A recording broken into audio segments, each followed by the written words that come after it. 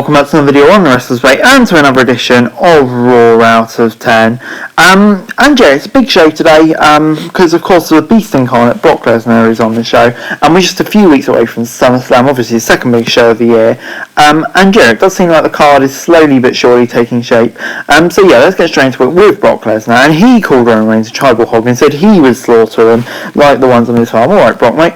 Paul Heyman then came out and the Beast Incarnate called him a hog as well, before Heyman admitted that Lesnar had the advantage going into SummerSlam. Heyman talked Lesnar up to the crowd before saying that Lesnar would not be able to win Reigns' nearly 700-day title reign. Theory came with his briefcase and said that he was going to cash in his Money in the Bank contract at SummerSlam. Lesnar then invited Theory to face him in the ring, but Mr. Money in the Bank showed us footage of Lesnar F5ing him in the Elimination Chamber.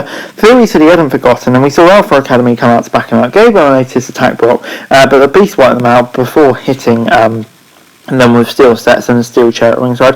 Lesnar hit some suplexes through Joe for good measure before F5ing Otis through the announcer's desk. And yeah, I mean, like, it's kind of just a way to make Brock Lesnar look like a beast, get Theory over his Money in the Bank. But you know, it's a decent enough promo. Who doesn't love Lesnar killing people as well? I mean, like, I kind of would have wanted to see Otis get buried because I like Otis, but you know, he's kind of always going to be him or someone like him, really, wasn't it? Rey Mysterio versus Finn Balor was up next. Before the match, Judgment Day asked Dominic to join them and called Rey washed up before they showed footage of their betrayal of Edge. The Mysterios attacked the Judgment Day and sent them out of the ring before we headed for the break. Balor took control of the match early on and got some big moves in before knocking Rey off the ropes and kicking him off the apron. Rey got back in the ring and hit a big drop kick and a sunset bomb onto the barricades outside. Rey then struggled to stay out with his injured knee but got Hurricane Rana. Balor took a 619 and managed to dodge the frog splash. Rey went down and Balor followed out with a coup de grace, picking up the win. And yeah, of course it's a great match between these two, of course it always would be.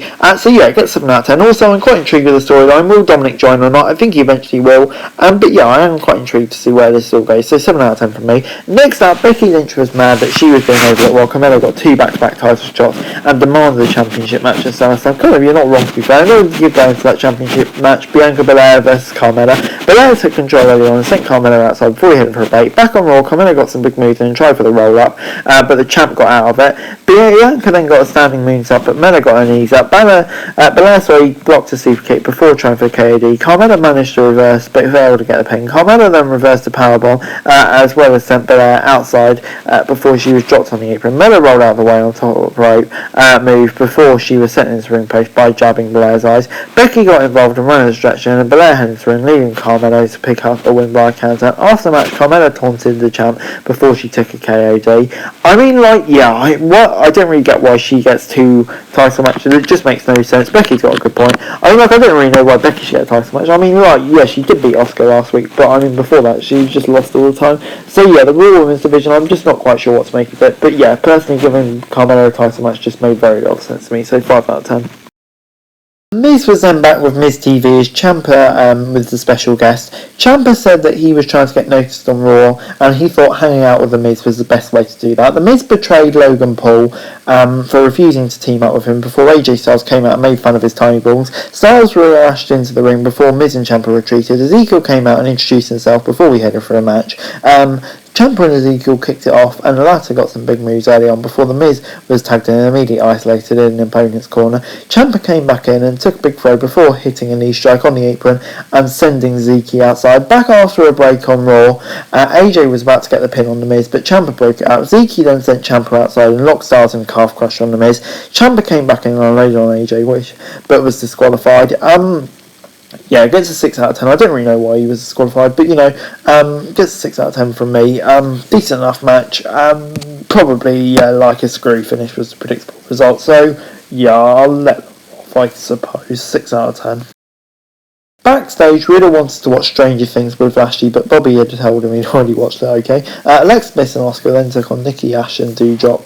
Nikki and Asuka kicked off the match and Ash got some big moves on. Asuka took her down and tagged Alexa. Bliss then hit some knee drops, but Doudrop rushed in and took her out with a clothesline. Ash and Doudrop then got a sentinel neck breaker combo before Nikki locked in the hold. Asuka was tagged in and got some kicks on Nikki before knocking Doudrop off the apron with a hip attack. Asuka and Doudrop then caught in a brawl while Alexa got a DDT on ASH to get the win. Yeah, I'm surprised to see Asuka and Alexa team, but you know, it wasn't a bad match at all. I mean, like, the new tag team keeps losing, but you know, the match wasn't too bad at all, so I'll give it a 6 out of 10.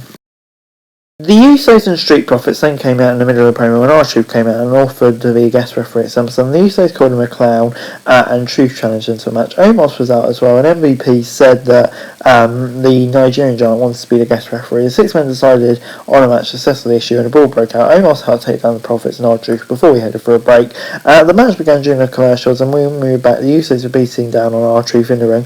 Omos was tagged in, but Truth reversed out of the move before Montez Ford and Angelo Dawkins came in with double drop kicks. Omos was then on the apron and tried for a chokeslam but dropped outside by the Profits. R-Truth then tried for the 5-knuckle shuffle, but Omos dragged him out of the ring. Omos came in with a blind tag and took down Dawkins with a double chokeslam for the W. It wasn't too bad a match, obviously building to that thing.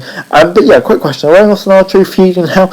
Kind of seems like it. But yeah, anyway, in terms of the match itself, the result was very predictable when you got R-Truth and Omos in one team. It gets a 6 out of 10 from me. Decent enough match and just building towards that tag team rematch at SummerSlam.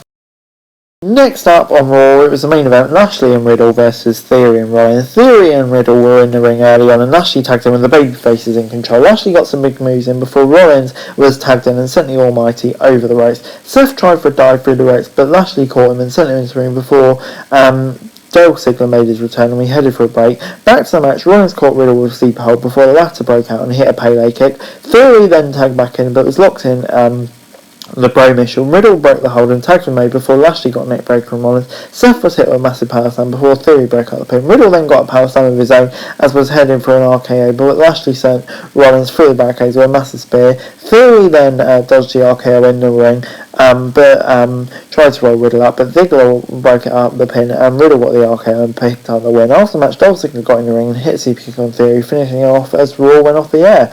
And Dolph Ziggler is now a babyface and he's seemingly getting a massive push. Did not see this coming. But Ziggler v Theory, very interesting. And we'll just have to see where it goes. In terms of the match, it wasn't too bad itself. I'm going to give it a 6 out of 10. Just more out of intrigue and anything like that. I'm not going to make a judgment until we see where this whole Ziggler stuff goes. But yeah, certainly very intriguing. Didn't see that coming with Ziggler returning and getting a push as a babyface. Overall, Raw this week gets a 6 out of 10 from me. On the whole, I don't think this was a bad episode of Raw at all, really. Lots of decent matches in there. Intriguing storylines now being developed for SummerSlam. Some bits maybe weren't so good. I'm thinking mainly the women's division. Yeah, wasn't too sure about that.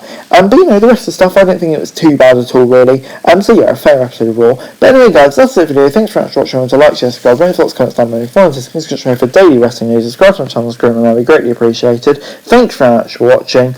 Peace out.